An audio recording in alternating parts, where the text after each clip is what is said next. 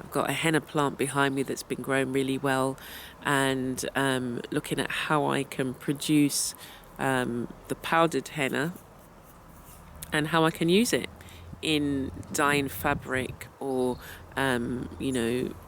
dyeing paper. And that's been really exciting. And I've used things like the Clitora tenatia, but that it gives a blue dye, and I've been using that again to dye fabric, to use as an ink, the avocado. And so it's now another layer of my journey.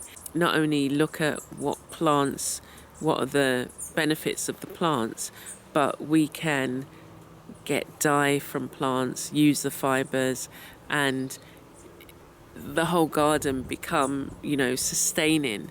The scents that come from the different flowers that are growing. And I'm seeing plants that I didn't plant. Some of the birds may have dropped some of the seeds, and I wanted some scented plants, scented flowers, and the birds came through.